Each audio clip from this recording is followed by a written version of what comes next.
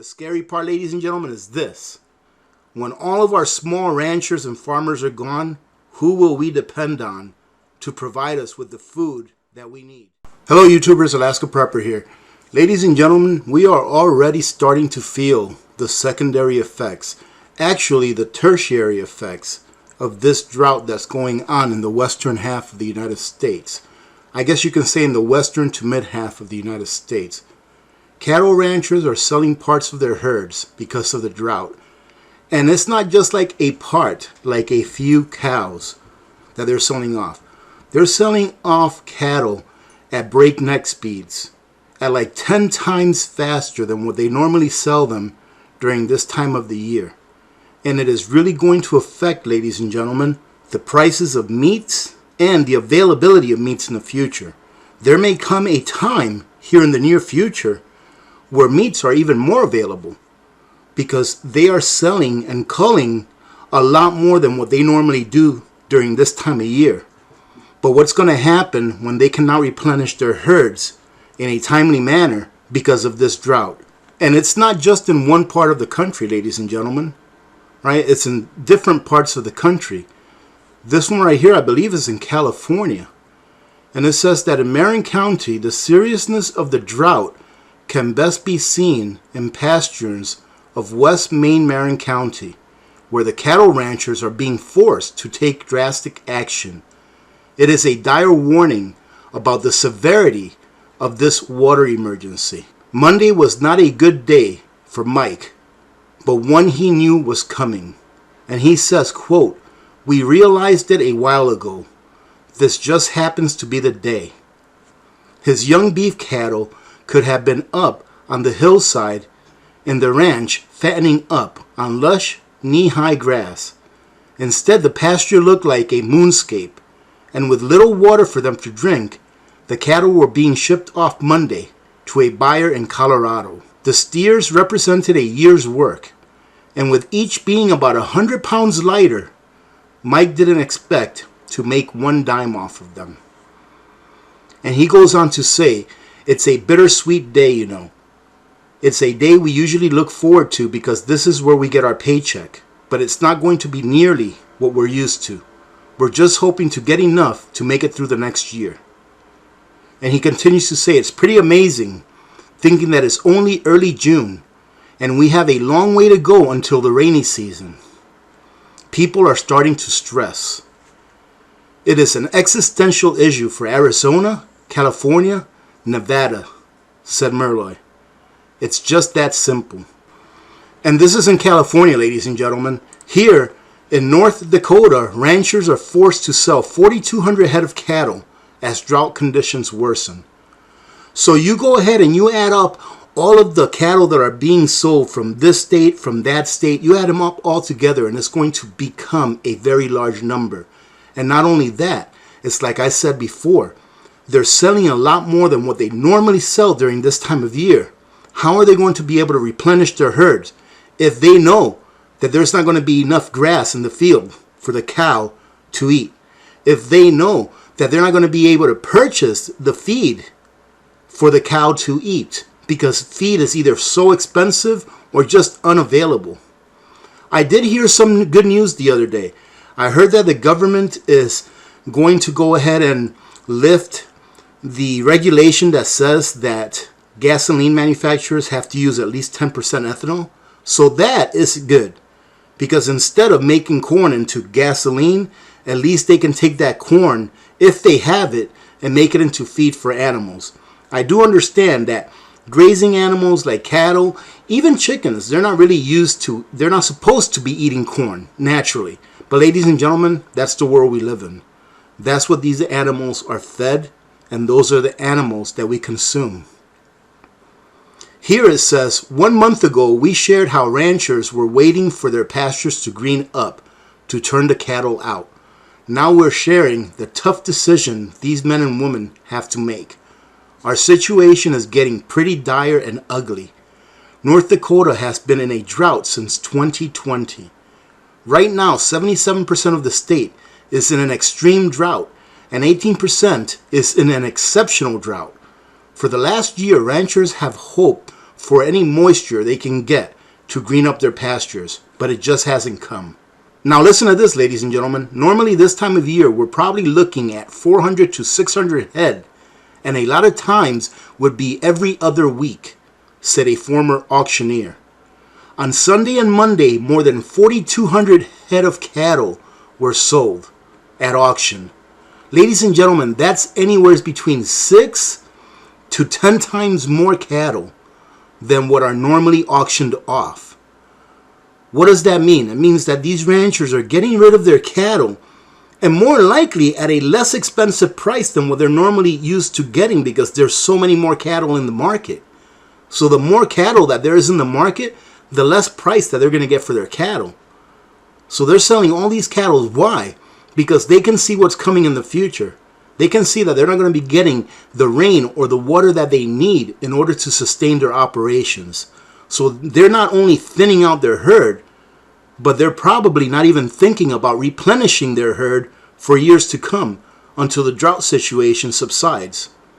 He continues to say, for this time of year, by far we've had normal sales in the winter during the height of marketing season, where we've had 5,000. It's not totally unheard of, except for June. As the drought continues, the price of hay and corn has gone way up.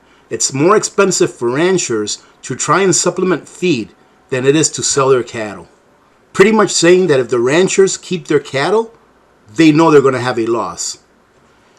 Everybody is in the same situation. They're going to have to sell anywhere between 25 to 50% of their herd because there's nowhere to go with them. We just have no food to feed them. It's devastating for ranchers who are receiving $1.60 per pound instead of $2 during good times. And the cycle may not end for a while. He continues to say 6 months from now, if we have to sell our cattle, there's going to be a lot of ranchers that won't be back ranching again. Now this is the key, ladies and gentlemen. This is where I'm getting at. There are going to be a lot of ranchers that will not ranch again. They are just going to be either broke or older people will just retire, and there will be a lot less people that are ranching. Ladies and gentlemen, it seems like this is the same story for anything that has to do with food production. This is the same story for farmers. And now we're hearing it because of this drought for ranchers as well. While ranchers are losing money now, they say it's consumers who will be losing in the long run, and they'll be forced to pay higher prices at the grocery store. And that I agree with 100%. The scary part, ladies and gentlemen, is this. When all of our small ranchers and farmers are gone, who will we depend on to provide us with the food that we need? It'll be nothing but large corporations left. So learn to grow your own food. Start small and work yourself up. I myself am just now starting to learn how to grow small things, hoping that I can at least specialize in 1 or 2 things that I can feed my family and also use for barter in the future. And listen to this, ladies and gentlemen. I actually think this is pretty important. It says they're talking about the packing plants and their profit margin compared to what the ranchers getting paid for and what the consumer is spending across the counter. There's something wrong.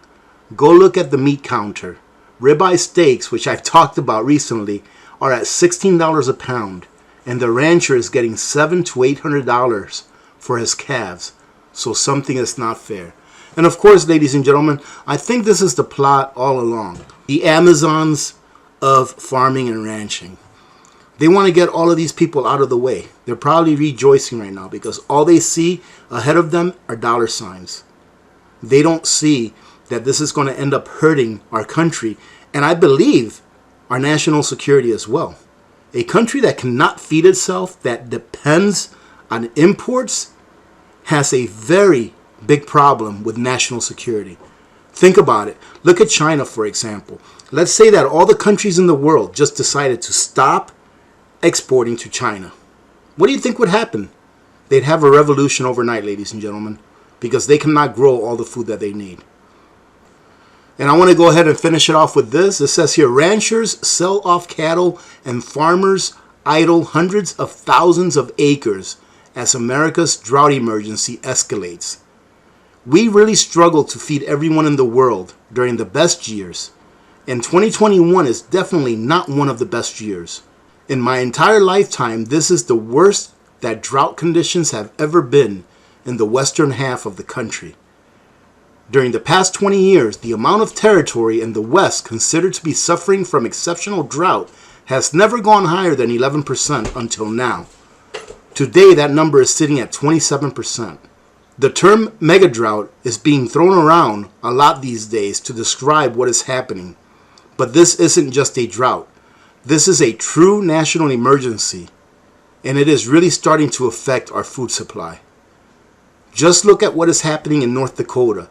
The vast majority of the state is either in the worst level of drought or the second worst level of drought, and ranchers are auctioning off their cattle by the thousands. I'll go ahead and leave it at that, ladies and gentlemen.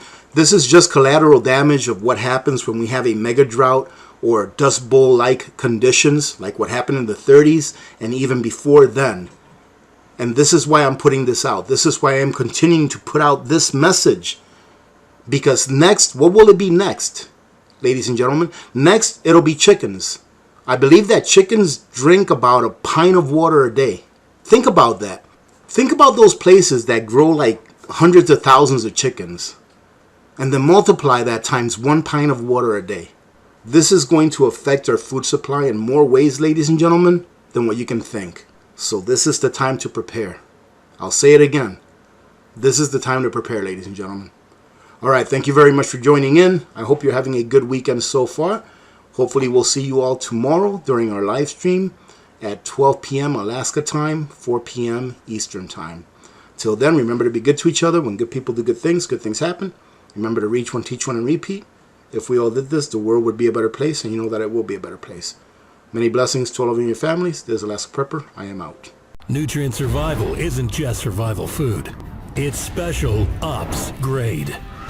Built to the nutritional standards of the U.S. Special Ops and packed with 40 essential nutrients. Formulated to sustain energy, sharpen focus, and keep you and your family thriving during any emergency. Real food, real ingredients. Oh, and a 25-year shelf life.